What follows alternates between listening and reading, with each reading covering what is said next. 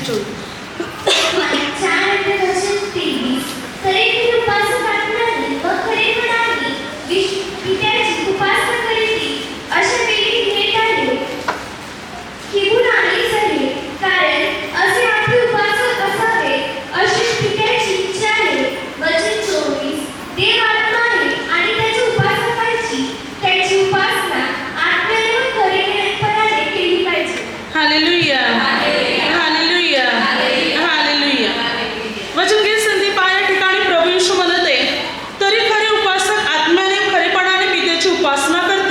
अशी वेळ येते, किंबहुना आलीच आहे.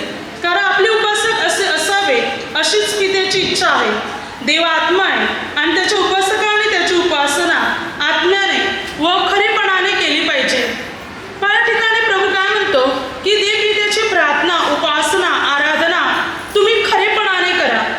कारण देवाची इच्छाच आहे की मात्र देवाचे जे उपासक आहे त्याने देवाची उपासना आत्म्याने व खरेपणाने केली पाहिजे. वचन काय सांगते, अशी वेळ आली की असे लोक येतील आणि खरोखर ती परमेश्वर पित्याची प्रार्थना आत्म्याने आणि खरेपणाने करतील. आपण बायबलद्वारे पाहू की खरेपणाने आपल्याला परमेश्वराची प्रार्थना आणि सेवा करायची. आपण अगोदर पाहिलं होतं की मनुष्य सत्य असायला हवा, त्याच्यामध्ये प्रामाणिकपणे असायला हवा, म्हणजे जसे की तो सत्याने चालणे, सत्याने वागणे. पण आता आपण पाहू की खरेपणाने देवाची सेवा करणे. खरेपणाने म्हटलं तर मात्र परमेश्वराची सेवा करताना आपल्यामध्ये कंटाळा, आलस किंवा ढोंग नसावा. म्हणजे इतरांना दाखवण्यासाठी मी प्रार्थनेत येतो किंवा मी प्रार्थना करतो असं नव्हे, किंवा करायची म्हणून करायची असंही नव्हे. तर खरेपणाने प्रार्थना, खरेपणाने देवाची उपासना, खरेपणाने देवाचं कार्य करणे. तर आपल्यामध्ये खरेपणा पाहिजे, म्हणजे मनापासून खरोखर आपण परमेश्वराचे भक्त बनले पाहिजे. परमेश्वराची प्रार्थना खरेपणाने करणारे लोक पाहिजे. खोटेपणाने, आलस, कंटाळा करून नव्हे, तर खरोखर प्रार्थना. नाही तर दाखवण्यासाठी मी प्रार्थना करतो पण मनात श्रद्धा नाही, कंटाळाय, आलस आहे, तर आपण देवाच्या राज्यासाठी योग्य नाही. आपण दाखवतो मी सेवा करतो, मी देवाचं काम करतो, परंतु खरोखर खऱ्या मनाने करत नाही, प्रामाणिकपणे आपण परमेश्वराची सेवा करत नाही, तर काही आपल्याला अर्थ नाही. बायबल सांगते प्रभूची इच्छा असेल की प्रभूच्या उपासकाने त्याची उपासना आत्म्याने आणि खरेपणाने केली पाहिजे. ती देवाला प्रिय आहे, असे उपासक असावे अशी देवाची इच्छा आहे. मग आता आपल्याला प्रार्थना करायची आहे, सेवा करायची आहे, कार्य करायचे आहे, ते पूर्ण खरेपणाने, प्रामाणिकपणे आपल्याला देवाची सेवा करायची आहे. म्हणजे मनापासून करायची म्हणून करायची. एक कामगिरी माझ्या सोपून दिले, ती मात्र मला पार पाडायची बस. पण मनापासून पार पाडणार नाही तर त्याला काही अर्थ नाही. मग किती काम करा हे आपल्या जमेस धरण्यात येणार नाही. जो खरेपणाने काम करत नाही त्याचं काम त्याला जमेस धरता येणार नाही. म्हणून बायबल आपल्याला शिकवते की कशा प्रकारे आपण प्रत्येक गोष्ट परमेश्वराच्या बाबतीत खरेपणाने करण्याचा प्रयत्न केला पाहिजे. प्रभूमध्ये पूर्ण खरेपणाने आपण प्रार्थना करावी. पण स्तोत्रसंहिता 145 अध्याय 18 वचनात, जी कोणी त्याचा धावा करतात, जे खऱ्या भावाने त्याचा धावा करतात, त्या सर्वांना परमेश्वर जवळ आहे. काय संधी वचन, जे परमेश्वर पित्याचा धावा करतात खऱ्या मनाने, खरोखर खऱ्या मनाने देवाचा दावा करतात, त्यांना परमेश्वर जवळ आहे. नुसतं प्रार्थना करणं, नुसती धावा करत आहे त्यांना नाही, खऱ्या मनाने धावा करतात, अंतःकरणातून परमेश्वराला आवाज देतात, अशा व्यक्तीच्या जवळ आहे परमेश्वर. म्हणजे प्रार्थना करताना खऱ्या मनाने आपल्याला प्रार्थना करायची, खऱ्या मनाने परमेश्वराचा आपल्याला धावा करायचे. जेव्हा कोलंबो या ठिकाणी 7 तरुणांना जेव्हा स्वर्गाचे आणि नरकाचे दृष्टांत झाला, प्रकटीकरण झाले, स्वर्ग आणि नरकाचे प्रकटीकरण.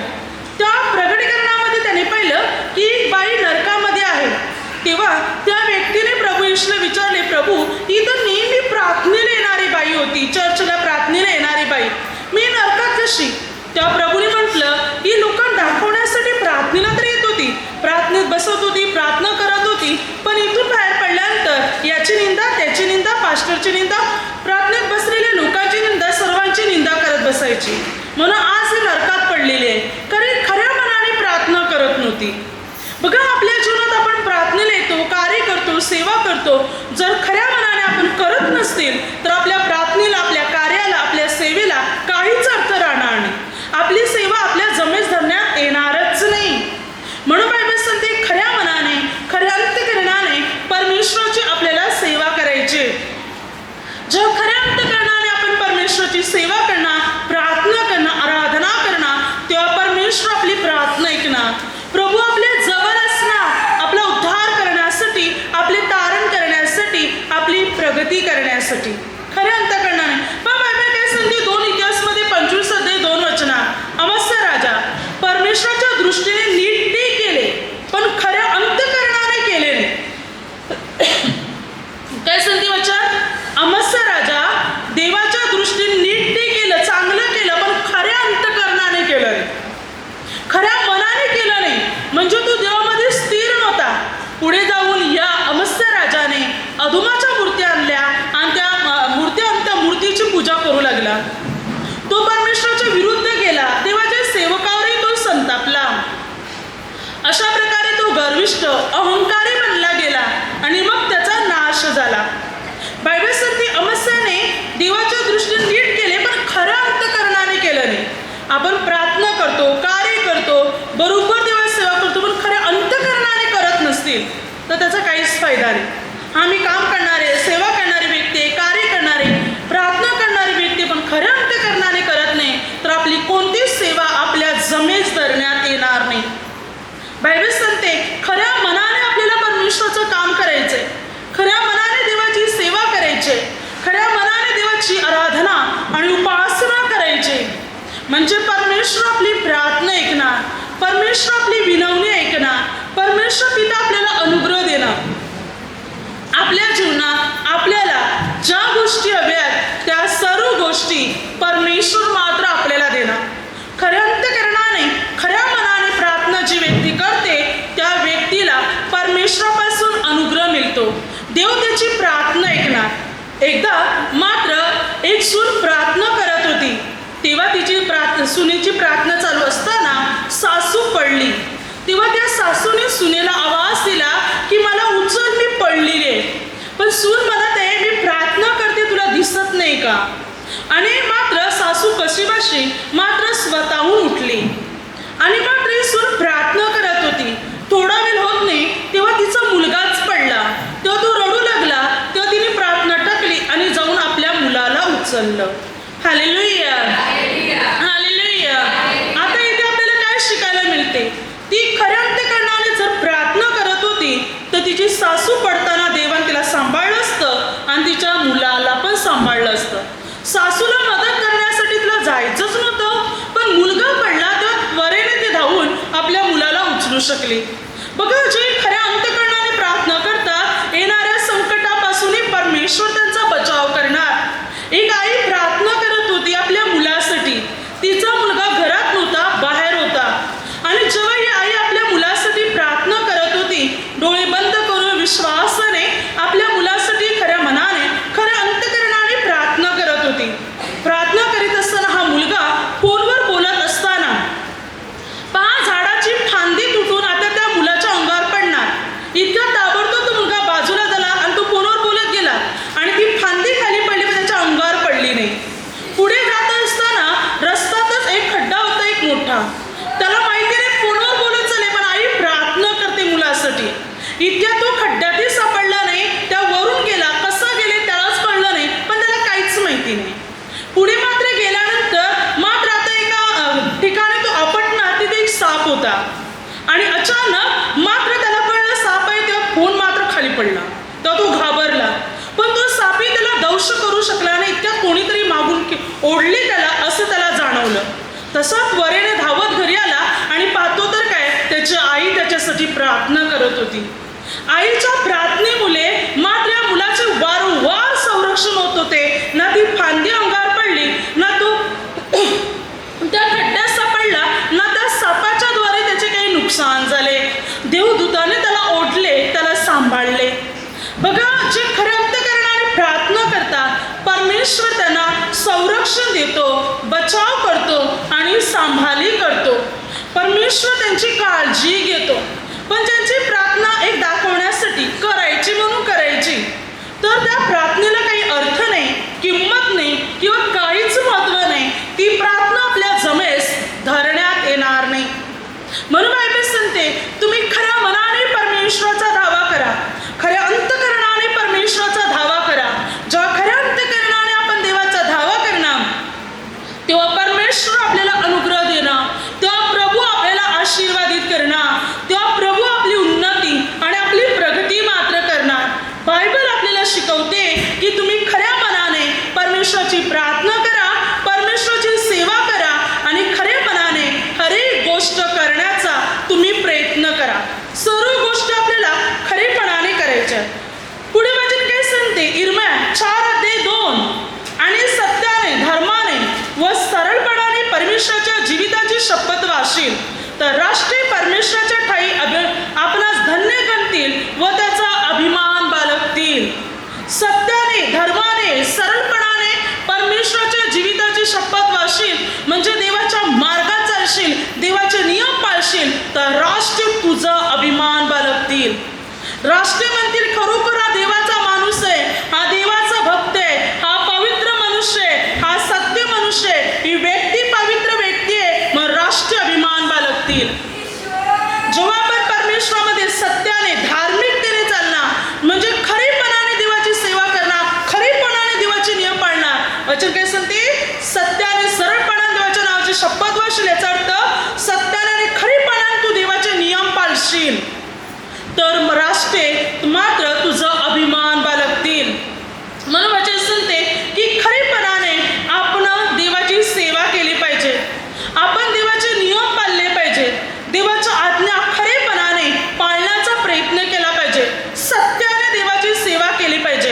1 शमूएलमध्ये 12:23-24 वचनापर्यंत बायबल त्या ठिकाणी काय सांगते पहा. वचन सांगते, तुम्हासाठी प्रार्थना करावयाची सोडून देणे हा परमेश्वराचा अपराध माझ्यातून न घडो. मी तुम्हा चांगला व सरळ मार्ग दाखवितो, मात्र तुम्ही परमेश्वराचे भय धरा व सत्याने व जीवेभावे त्याची सेवा करा. त्याने तुम्हासाठी केवढी महत्कृत्य केले याचा विचार करा. पण तुम्ही दुष्कृत्य करत राहाल तर तुम्ही नष्ट व्हाल आणि तुमचा राजाही नष्ट होईल.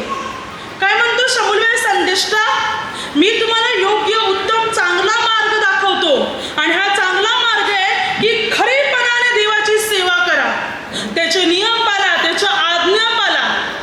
आणि जर तुम्ही असं करणार नाही, तुम्ही दुष्कृत्य कराल तर तुमचा नाश होईल, तुमच्या राजाचा पण नाश होईल. खरेपणाने तुम्ही देवाची सेवा करा, हा उत्तम आणि चांगला मार्ग मी तुम्हाला दाखवतो. खरेपणाने देवाची सेवा करायला सुरुवात करा. त्याने तुमच्यासाठी काही महत्कृत्य केलेले आहे याचे तुम्ही आठवण करा, स्मरण करा. आज आपल्याला देवाची सेवा खरेपणाने करायचे, खोटेपणाने नव्हे. जसं की बघा, उदाहरण आपण बायबलमध्ये पण पाहतो, लूक 7:36-50. खरेपणाने सेवा कशी. त्या ठिकाणी एका सिमोन नावाचे एका पुरुषाने प्रभूला आपल्या घरी भोजनात बोलवलेले होते. प्रभू या सिमोन पुरुषाच्या घरी गेले होते आणि तिकडे घरात गेल्यानंतर बसल्यानंतर एक पापी स्त्री त्या ठिकाणी आली. तिला कळाले की प्रभू या घरात आहे. तेव्हा ती स्त्री त्या ठिकाणी आली. तिने रडून रडून आपल्या आसवाने प्रभूचे पाय भिजवले, आपल्या केसाने ते पुसले आणि आपल्याबरोबर आणलेले सुगंधी तेल तिने प्रभूला लावले आणि प्रभूच्या पायाचे मुके घेत राहिली.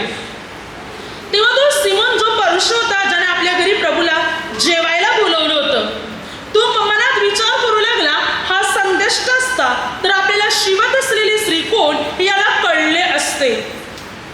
त्या प्रभूने त्याच्या मनातले विचार करून म्हटलं, सिमोना, मला तुला काही विचारायचे. एका सावकाराचे 2 कर्जदार होते, एक 500 रुपये देणे आणि एक 50 रुपये दे. दोघेही कर्जदार आपलं कर्ज फेडू शकले नाही. मग त्या सावकाराने दोघांनाही माफ केलं. तर त्या दोघांपैकी त्या सावकार अधिक प्रेम कोण करेल. तेव्हा त्याने म्हटलं, ज्याला अधिक माफ केलं म्हणजे अधिक सोडले, 500 रुपये सोडले तो. प्रभूने म्हटलं, बरोबर उत्तर दिलं. तू या स्त्रीला पाहतोस ना, मी तुझ्या घरी आलो तेव्हा तुम्हाला पाय धुण्यासाठी पाणी दिले नाही, पण हिने आपल्या आसवाने माझे पाय भिजवले, केसाने पुसले. तू माझ्या डोक्याला तेल लावलं नाही, पण हिने मला सुगंधी तेल लावलं. तू माझा मुका घेतला नाही, पण ही आल्यापासून हिने माझ्या पायाचे मुके घेण्याचे थांबा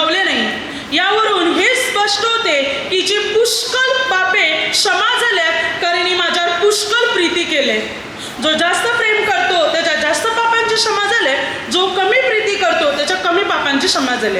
आता याच्यातून काय शिकायला मिळालं बघा. पहिली गोष्ट, हा सिमोन परुशी ज्याने प्रभूला जेवायला बोलवलं होतं, हा नक्की कोण होता? मार्क 14:3 कुष्ठरोगी सिमोन, जो अगोदर कुष्ठरोगी होता, परंतु प्रभू येशूने त्याला कुष्ठरोग या आजारातून मुक्त केले होते. हालेलुया. हा सिमोन कोण होता? कुष्ठरोगी. बायबल काय शब्द वापरते? कुष्ठरोगी सिमोनाने आपल्या घरी प्रभूला भोजनाचे आमंत्रण दिले होते. म्हणजे तो अगोदर कुष्ठरोगी होता, प्रभूने त्याचे कुष्ठ बरे केले होते, म्हणून त्याने प्रभूला आपल्या घरी बोलवलं होतं. पण बोलवलं कशाला? लोकांना दाखवण्यासाठी. प्रभूने मला बरे केले म्हणून मी त्याला आता जेवण देतो. पण प्रभू त्याच्या घरी आले, पण त्याने प्रभूचं नीट स्वागत केलं नाही. ना प्रभूचे पाय धुतले, ना प्रभूचा मुका घेतला, ना प्रभूला तेल लावलं. प्रभूला बोलवलं, प्रभू गेले घरी, पण तिथे गेल्यावर सुद्धा या माणसाने प्रभू बाबतीत संशय बाळगला की एक स्त्री प्रभूच्या पायाला हात लावते, या बाबतीत त्याने संशय बाळगला. शंका निर्माण झाली त्याच्यामध्ये. म्हणजे तो जे करत होता ते खरेपणाने करत नव्हता. त्याने खरेपणाने प्रभूची सेवा केली नाही, किंवा खरेपणाने त्याने आपल्या घरी प्रभू येशूला बोलवलं नाही.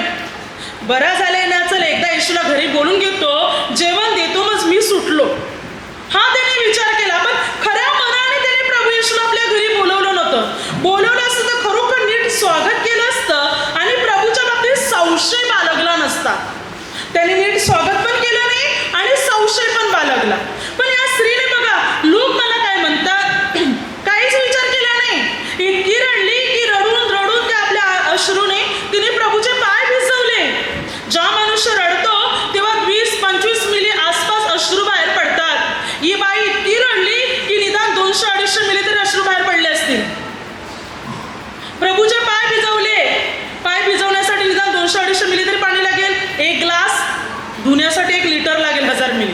पण निदान भिजवण्यासाठी 1 ग्लास तरी पाहिजे की नाही? जास्त पण कमी नाही. ती इतकी रडली की तिने प्रभूचे पाय भिजवले. विचार करा किती रडली असणार. तिला लाज वाटली नाही. तिने प्रभूला तेल लावले, प्रभूच्या पायाचे मुके घेतले, स्वतःला नम्र केलं, झुकवलं. ही खरी सेवा होती. म्हणून मार्क 14:6-9 वचनात प्रभूने म्हटलं, तिच्या वाटेत जाऊ नका, तिने माझ्या उद्धार कार्याच्या दिवसासाठी करून ठेवलंय. म्हणून ज्या ठिकाणी तुम्ही सुवार्तेची घोषणा करतील त्या ठिकाणी या स्त्रीने माझ्यासाठी काय केले हे पण तिच्या स्मरणात सांगण्यात येईल. प्रभू बरोबर तिचं नाव जोडलं गेलं, पण कुष्ठरोगी सिमोनचं नाव जोडलं गेलं नाही. हालेलुया. कारण कुष्ठरोगी सिमोन वरवर सेवा करत होता, खऱ्या मनाने नाही. प्रभूला जेवायला घरी बोलवलं होतं, पण खऱ्या मनाने नाही. प्रभूवर त्याने संशय घेतला, पण विश्वास ठेवला नाही. पण या स्त्रीने स्वतःला तुच्छ केलं, नम्र केलं, झुकवलं, रडली, पश्चाताप केला, खऱ्या मनाने तिने सेवा केली. तिचं नाव प्रभूच्या सुवार्तेबरोबर जोडलं गेलं. हालेलुया. म्हणून बायबल सांगते, खऱ्या मनाने देवाचं काम करा, वरवर पण नाही. खऱ्या अंतःकरणाने आपल्याला देवाचं काम करायचंय, देवाची सेवा करायची, ज्याद्वारे परमेश्वर आपल्याला अनुग्रह देणार, प्रभू आपल्याला आशीर्वादित करणार, प्रभू आपली उन्नती आणि आपली प्रगती मात्र करणार, जेव्हा आपण खऱ्या मनाने प्रभूची सेवा करणार. वचन काय सांगते पहा, यशाया पुस्तकामध्ये 10-20 वचनामध्ये वचन काय सांगते पहा. त्या ठिकाणी वचन सांगते, त्या समय असे होईल की इस्रायलचा औषध याकोबाच्या घराण्यातील बचावलेले आपणा ताडण करणाराचा पुढे आश्रय धरून राहणार नाही, तर परमेश्वराचा, इस्रायलच्या पवित्र प्रभूचा आश्रय ते खऱ्या मनाने करतील. कोणाचा आश्रय करतील? ते परमेश्वराचा खऱ्या मनाने ते आश्रय करतील. लोक परमेश्वराकडे वळतील आणि खऱ्या मनाने परमेश्वराकडे परत येतील. त्याचा आश्रय घेतील, त्याच्या पंखाखाली येतील, आणि जे येतील त्यांना परमेश्वराचा अनुग्रह मिळेल, परमेश्वराचा आशीर्वाद मात्र त्यांच्यावर उतरेल. अशी वेळ येईल की खरोखर खऱ्या मनाने, खऱ्या अंतःकरणाने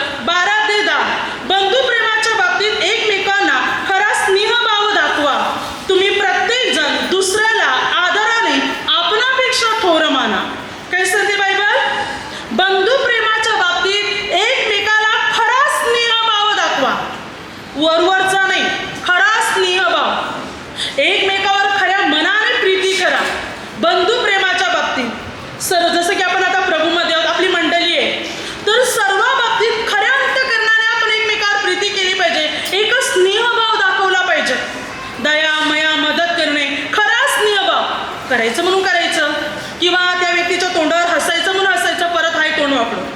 तर असं नसावं. बायबल सांगते खरा स्नेहभाव एकमेकाला दाखवा.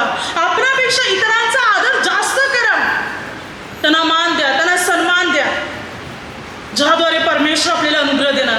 खरं प्रेम एकमेकावर दाखवा, खरं एकमेकावर प्रेम करा, प्रीती करा, स्नेहभाव खरा दाखवा. द्वेष, तिरस्कार एकमेकाविषयी आपल्यामध्ये नसावा. ना त्याच्या तोंडावर गोड बोलतो आणि त्याच्या पाठीमागे जाऊन त्याची निंदा करतो. तर असं घडता कामा नव्हे, असं होता कामा नव्हे. तर खरा स्नेहभाव आपल्या जीवनात असावा. म्हणजे परमेश्वर आपल्याला अनुग्रह देईल, परमेश्वर आपल्याला आशीर्वादित करेल, प्रभू आपली उन्नती आणि आपली प्रगती करेल. आपल्या जीवनात आपल्याला जे काही हवं आहे ते सर्व काही मात्र परमेश्वर आपल्याला देणार. म्हणून बायबल सांगते तुम्ही खरा स्नेहभाव एकमेकाला दाखवा. आपण देवाच्या नियमात, देवाच्या आज्ञेत चालणार तर परमेश्वराचा अनुग्रह, परमेश्वराची कृपा आपल्या प्रत्येकाच्या जीवनात असणार. आपल्या सर्व समस्या, आपली सर्व बंधने पूर्ण रीतीने तुटली जाणार.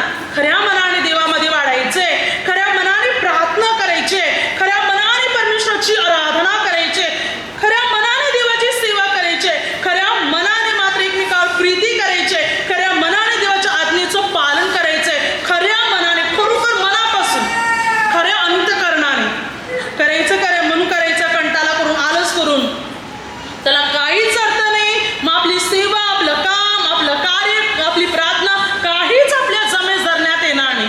जो खऱ्या मनाने परमेश्वराचं काम करतो, परमेश्वर त्याला अनुग्रह देतो, परमेश्वर त्याला आशीर्वादित करतो. Hallelujah, hallelujah, hallelujah. आता माझ्या शब्दाद्वारे जे काही चुकलं असेल त्याबद्दल मला क्षमा असावी. हालेलुया.